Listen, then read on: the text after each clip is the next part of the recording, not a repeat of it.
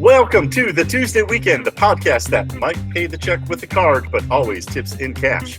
Today, we have another topic that is very dear to my heart, pizza. Several years ago, I had a close friend point out that my two favorite things were riding my bike and eating pizza, so clearly I was still 7. And really, more accurate words have probably never been said about me. With me today, like beer goes with pizza, bartender Nick Parkin. Nick, how's things? Fantastic. All right. And we have a special guest joining us. Regular listeners of the podcast will at least recognize his name. Friend of the show, Glenn Janke. Hi, Glenn. Glenn is a rolfer in Denver, but more importantly, Glenn also eats pizza and rides a bike. And of all of my non-industry friends, he probably knows the most about pizza. So welcome, Glenn. How are you doing? I'm great, thanks. Excellent. I do want to mention that there was one point where about 75% of the text chain among me, Nick, and Glenn were pictures of either pizza or sushi. In this first segment, I wanted to share some personal stories of pizzas from our youths and today. And then in the B block, I am going to almost exhaustively explore various regional styles I have found throughout the U.S. Then we will attempt to make a tier ranking of pizza styles, and then we'll wrap up with some final thoughts and, of course, our weekly restaurant shout-outs. So I am going to start with my earliest pizza memory as a kid in suburban Chicago getting Grumpy's Pizza, the little locally owned joint. My parents would order the 18-inch party size because between me and my two brothers, it was a party. And we'd get that and a 2-liter of RC Cola. And that was what we now would call a Chicago tavern style, cut into small squares. So, of course, we would fight over the corner pieces. But there was also the Papa's Pizza on Schmidt in Bolingbrook. Right down the street from them was the Pizza Hut. And what's fun is, since my grandmothers have passed, the only working landline phone number that I still remember, 630-759-4110, is the Pizza Hut on the corner of Boughton and Schmidt. I didn't have to look it up. It's just one of those things. It will always be stuck there. Also, as a kid, I have to mention, I did get to enjoy the golden age of Pizza Hut with the red soda cups, the salad bar, and Mrs. Pac-Man. But then, on special occasions, we would go to Aurelio's, which had both deep dish or a thin crust, closer to what most of us would recognize to a thin crust now, or to Nancy's that did both deep dish and stuffed pizzas. Then, on super infrequent occasions, we'd go up to St. Charles or into the city for Gino's East. Though if we were by the Art Institute, there's Lou Malnati's a few blocks away. And finally, from the childhood, I do have to mention the Showbiz Pizza turned into Chuck E. Cheese not far away in Naperville. But in retrospect, I do believe my parents were correct in not taking us to that children's casino very often. But before I continue rambling on too long, Glenn, let's start with you with some childhood pizza memories you would like to share.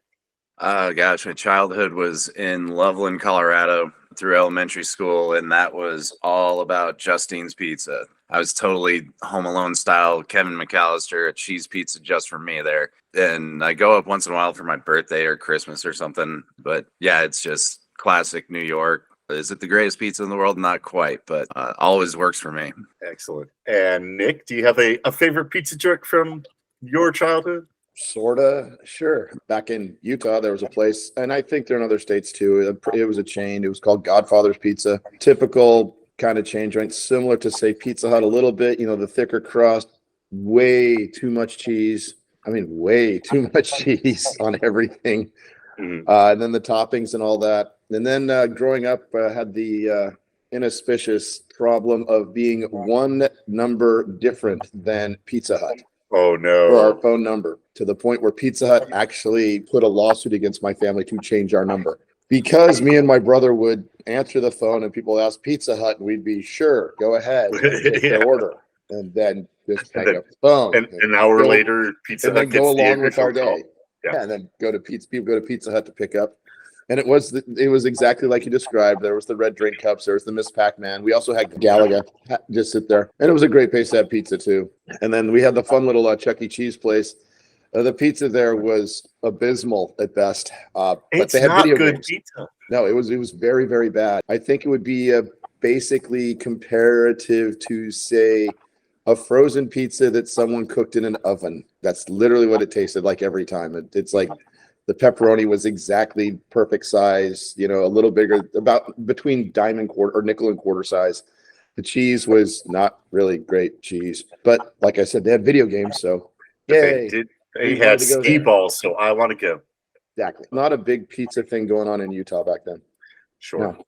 And moving slightly forward from my childhood to when I was in college, I took a Buddhism class, and the professor, Dirk Vorenkamp, who's fantastic, made the perfect analogy that I will never forget.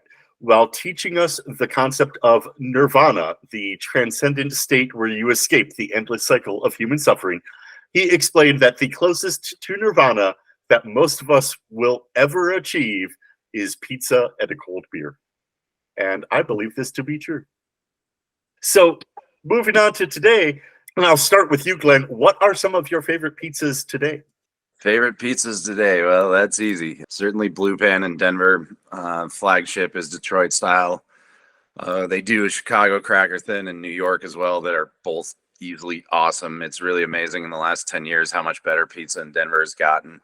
Also go to a place called Cart Driver. They have a clam pizza that's to die for. Sure.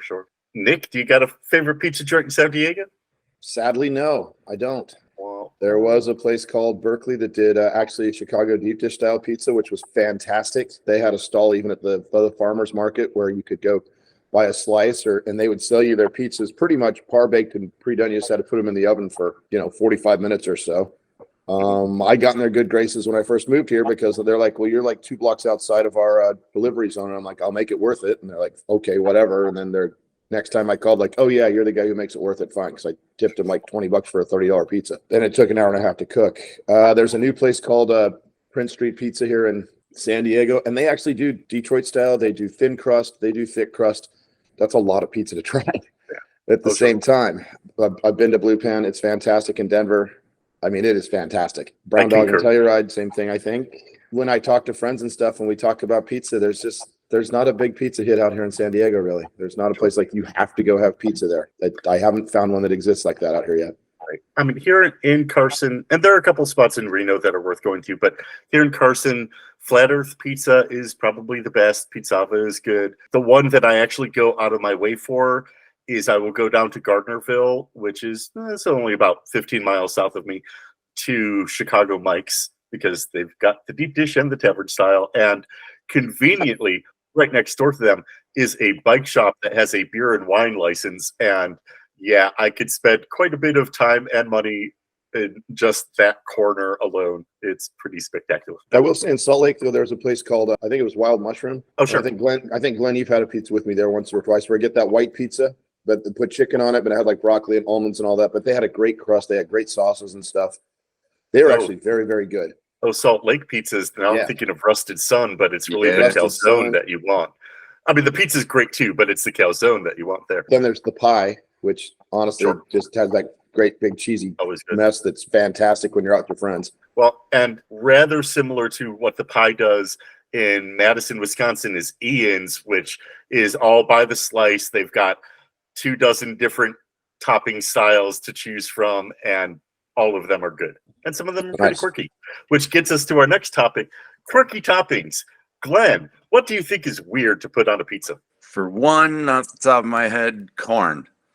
Corn. Oh, man, that was my answer, too. Wow. But also olives, they're just gross. Okay, fair. But odd things, I mean, you always have to have the argument about pineapple. Right? Yeah. Which is delicious, but it has to be done right. Like Blue Pan, amongst some others, do it right because it's fresh cut and essentially dry. If it's out of the can and so juicy, that'll just infect the whole pizza. Absolutely. You will never get your cheese right if it's sogged out from the juice from the pineapple. My suggestion, personally, grill the pineapple or caramelize it slightly because, yeah, you got to get all that juice out. And it also, then you get a nice, like, grill flavor or a little caramelization flavor going on too. A deeper, richer, better flavor. Why would you not want that? And then it also allows your cheese to brown properly because, yeah, again, if it's all sogged out from pineapple juice, that's never going to happen. Yeah, I'm a big pineapple guy, and you're absolutely right. When it's right, it's great. And when it's wrong, I don't even like it. Well, I should probably eat this because I need to eat as a human. But other than that, that's the only reason I would eat that. But yeah, Well, I like pineapple on a pizza. And all right, and just jumping back because Glenn mentioned corn, it was the weirdest thing when I was in Germany because I spent a semester in Germany in college. Corn was just an ubiquitous pizza topping there, and I grew up in Illinois. I eat corn, I eat pizza. I rarely mix the two. I mean, I even was trying to think of all the various weird, like, pizza of the day specials that I came up with for the couple of years that I had a pizza oven and I had to do that. And I think I maybe used kernel corn twice. And one of them was like a clam chowder pizza that I had made. Yeah, that's a no-go for me. Sorry. I will challenge anyone that doesn't like pineapple on pizza to that they just haven't had it right yet. Yes. Yeah. I agree. And I have converted people before on that. And I will also say, keep your damn green bell pepper away from my pizza. Serrano, poblano, jalapenos, sure, bring them. Let's do it. Even red peppers, especially roasted red pepper. Yeah, I've seen plenty of times where it's used well, but green bell peppers, get that shit out of here. Yeah, there's just some stuff that just doesn't go on pizza. First off, really, clam chowder pizza? Really? That should never be on a pizza. I was doing a play on the New England white clam pie. Yeah, it's sure. a real thing. Whatever excuse you want to use. I know. No, Hopefully you made that abomination and threw it back in the oven and cooked it until it burned up. Because really that sounds horrible. All right. Yeah, I mean, I guess similar to a bread bowl on a pie, maybe flavor, but I mean, cart driver's clam pizza is delicious. It's just clam and garlic and oil, essentially. It's almost like an aglio e olio pizza. Sure. And it's I can see that.